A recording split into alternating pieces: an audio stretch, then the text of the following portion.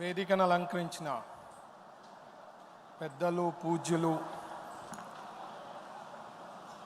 చంద్రబాబు గారు, మన ముఖ్యమంత్రి అందరికీ దగ్గరుండేప్పుడు చాలామందికి మనకు విలువలు తెలియదండి. నేను ఈ మధ్య సార్ చెప్పింటే ఇండియా టుడే కాన్క్లేవ్ దుబాయ్కి పోయినానండి. అక్కడ ఒక ఉదాహరణ చెప్పాలండి. ఆయన శోభా బిల్డర్స్ అని చెప్పి, సార్కి ఏం పరిచయం లేదు, సార్ని ఎప్పుడు ఆయన చూసింది లేదు, డైరెక్ట్గా కలిసింది లేదు. మాటల్లో డిస్కషన్ జరుగుతున్నప్పుడు నాకు ఆంధ్రప్రదేశ్కి ఒక 100 కోట్లు విరాళం ఇవ్వాలండి, డొనేషన్ ఇవ్వాలన్నారు. ఏం సార్ అంటే, మీరు తీవ్రంగా నష్టపోయినారు, చంద్రబాబు గారు లాంటి లీడర్షిప్, అట్లాంటి ముఖ్యమంత్రి is very very important leader, 100 కోట్లు నేను విరాళం ఇస్తా, మీరు సార్ని అడిగి ఏ రకంగా డెవలప్ చేసేదానికి పెట్టుబడులు పెట్టేదానికి ఫ్రీగా 100 crores ఇన్ అమరావతి చేస్తానని చెప్పి నాకు చెప్పడం జరిగిందండి. సో ఎందుకంటున్నా అంటే, ప్రజలందరూ కూడా తెలుసుకోవాలండి ఏ రకంగా కష్టపడుతున్నారు చంద్రబాబు గారు అనేది. మనం చాలామంది మిస్ అవుతుంటాము. మనము క్యాడర్ అనుకోండి, లేకపోతే లీడర్స్ అనుకోండి, మంచి పనులు చేసేవి ఖచ్చితంగా తీసుకోపోతూ రెగ్యులర్గా చెప్తా ఉంటేనే దానికి తెలిసేదానికి అవకాశం ఉంటుందండి. అట్లాంటి లీడర్, అట్లాంటి ముఖ్యమంత్రి మనకు ఉండేదానికి మనం అందరం కూడా చాలా అదృష్టంగా చేస్తున్నామని చెప్పి నేను చెప్పదలుచుకున్నాను. అలాగే లోకేష్ గారు యువగలం పాదయాత్ర చేసేటప్పుడు స్టార్టింగ్లో ఏం చెప్పారండి, అందరూ ఒక వారం రోజులో 2 వారాల్లో చేసేస్తారు, అయిపోతుంది, ఇంకా చెయ్యరు, దాని తర్వాత రెస్ట్ తీసుకుంటారని చెప్పినారు.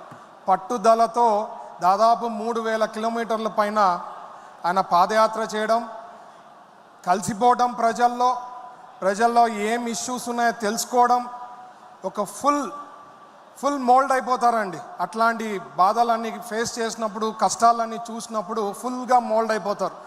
అట్లాంటిది నారా లోకేష్ గారు. నా మిత్రులు చెప్తుండ్రు అనమాట, ఈ సంవత్సరం అయింది, ఎప్పుడైతే అవకాశం ఉంటే ఈ మాట చెప్పమన్నాడు, నువ్వు మొగాడ్రా బుజ్జి అని చెప్పి చెప్పమన్నారు అనమాట లోకేష్ గారికి. అది చాలా మందికి అర్థమవుతుంది ఏమనేది. సంవత్సరం అయింది, ఈ మాట ఎప్పుడైతే పాసిబిలిటీ ఉంటే చెప్పండి అని చెప్పి చెప్పినారు. అలాగే పల్లా శ్రీనివాస్ గారు ఎప్పుడు కూడా అందుబాటులో ఉంటారు.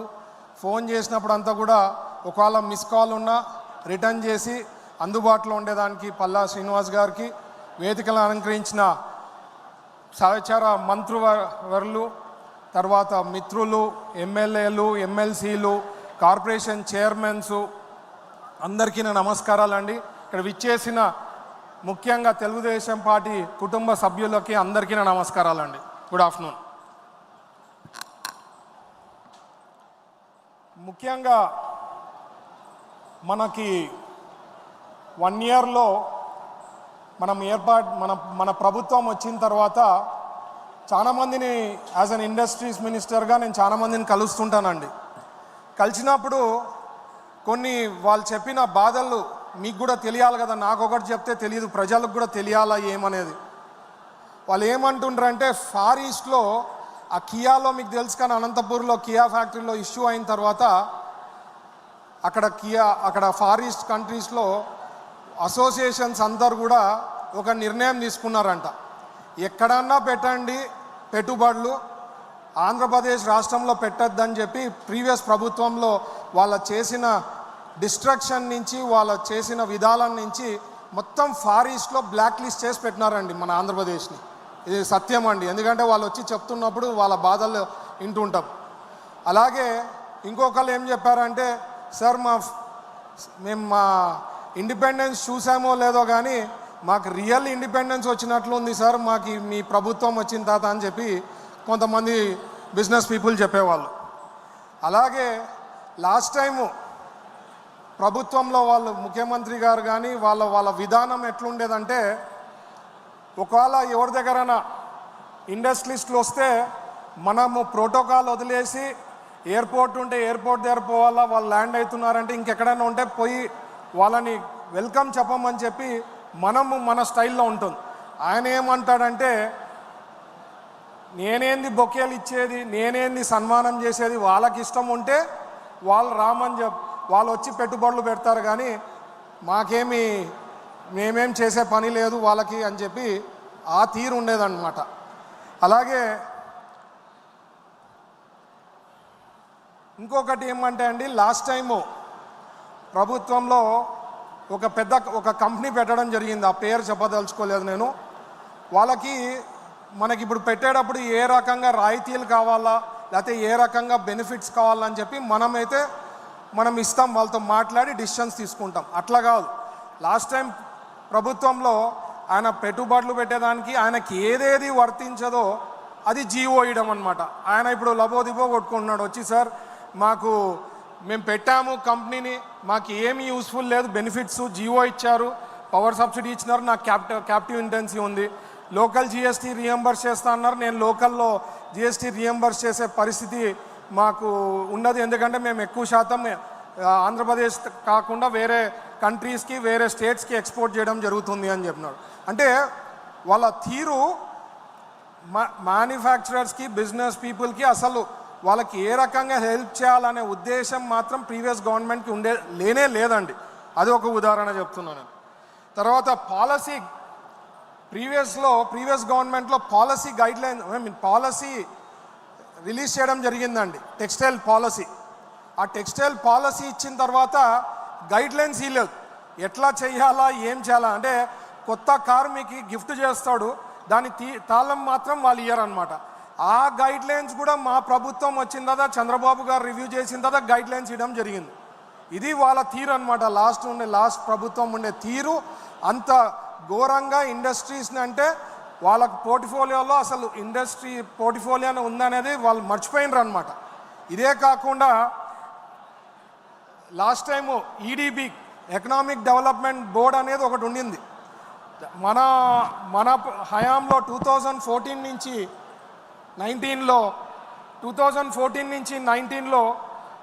ఈడీబీకి సంబంధించింది ఓన్లీ 10 మందికే వాళ్ళు పరిమితం చేయడం జరిగిందండి 2019 నుంచి 24లో. మన దాంట్లో 2014 నుంచి 19లో 65 మంది. ఎందుకు ఎకనామిక్ డెవలప్మెంట్ బోర్డు కావాలంటే రాష్ట్రంలో అన్ని పోర్ట్ఫోలియోస్కి సంబంధించింది ప్రమోషన్ చేసేది ఉంటుంది, అది చాలా ఇంపార్టెంట్. కాబట్టి దాన్ని కూడా పక్కన పట్టేసిండ్రు అనమాట ప్రీవియస్ ప్రభుత్వంలో. మన ప్రభుత్వం వచ్చిన తర్వాత దాదాపు ఇప్పుడు 50 మంది పైన పనిచేయడం, అన్ని ఇక్కడే ఇంటర్నేషనల్ కాదు నేషనల్లో కూడా పార్టిసిపేట్ చేసేది కానీ ప్రమోట్ చేసే దాని విధానంలో కానీ ఎకనామిక్ డెవలప్మెంట్ బోర్డు మరీ పరిగెత్తుతా ఉందండి, కష్టపడుతూ ఉంది. ఇప్పుడు కూడా ఒక టీం జపాన్కి పోయిందండి.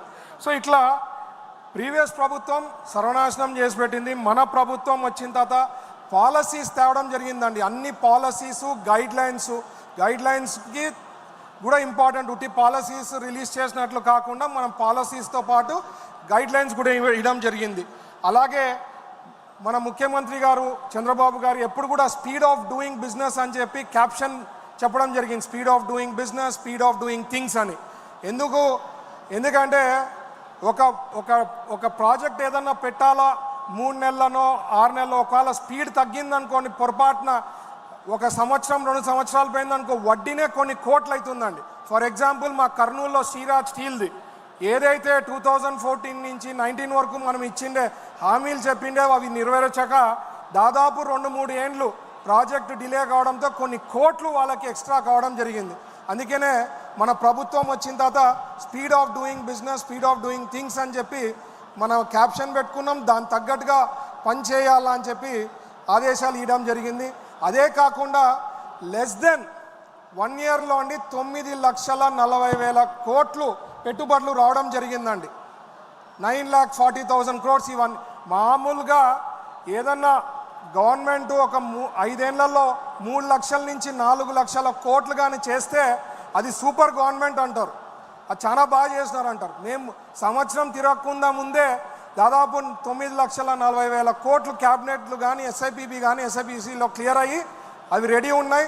అవన్నీ కూడా ప్రాజెక్టులు సార్ ఏం చెప్పారంటే 1000 కోట్ల పైన ఏదన్నా ఉంటే 1000 కోట్ల పైన ఉంటే డెడికేటెడ్ పర్సన్ని దానికి అప్పచెప్పి తొందరగా కంప్లీట్ చేయాలా, అన్నీ కూడా ప్రాజెక్ట్స్ 2028 లోపల కంప్లీట్ చేయాలనే ఉద్దేశం మనకుందన్నమాట. అలాగే 1 ఫ్యామిలీ 1 ఎంటర్ప్రెన్యూర్ అని చెప్పి చెప్పడం జరిగింది. 1 ఫ్యామిలీ 1 ఎంటర్ప్రెన్యూర్. సారు రెండోసారి ముఖ్యమంత్రి అయినప్పుడు కంబైన్డ్ స్టేట్లో మీకు అందరికి తెలుసు ప్రతి ఫ్యామిలీ నుంచి ఒక ఐటీ ఎంటర్ప్రెన్యూర్ ఉండాలని చెప్పి అప్పుడు చెప్పడంతో చాలామంది ఐటీ ప్రొఫెషనల్స్ వరల్డ్ ఓవర్ మన ఆంధ్రప్రదేశ్ నుంచి ఉండడం జరిగింది.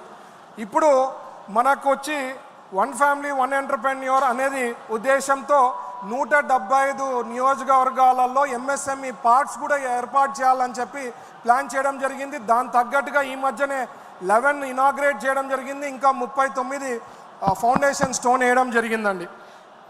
ఇంకొకటి లాస్ట్ వచ్చి ఒక సార్ ఏం చెప్పారంటే మనకి పెట్టుబడులు ఏదైతే పెట్టారో రాయితీలు ఇస్తామని చెప్పినారో లాస్ట్ 10 ఏళ్ల నుంచి 5,000 కోట్లు త్వరలో ప్లాన్ చేసి రిలీజ్ చేయాలా అని చెప్పడం జరిగింది. తొందరలో ఎవరైతే ఎలిజిబుల్ ఉండేవాళ్ళు వచ్చే ఇన్సెంటివ్స్ ఏమున్నాయో అవి 5,000 crores ఇవ్వడం జరుగుతుంది. మీరందరూ కూడా నమ్మకం పెట్టుకోండి. 20 లక్షల ఉద్యోగాలు 5 ఏళ్ళలో చేసే బాధ్యత మా పైన ఉంది. మా అందరు మంత్రులు కూడా కష్టపడుతున్నారు. చంద్రబాబు గారికి ఒక ఐడియా ఉంది, ఒక విజన్ ఉంది. విజనరీ లీడర్కే అది పాసిబుల్. మీరందరూ కూడా ఆశీస్సులు మా పైన ఉండాలని చెప్పి, ఓర్పు సహనం అనేది ఉండాలని చెప్పి కోరుకుంటూ ఈ అవకాశం ఇచ్చిన పెద్దలకి అందరికీ ధన్యవాదాలండి. Thank you. జై హింద్. జై చంద్రబాబు గారు, జై లోకేష్ గారు, జై తెలుగుదేశం.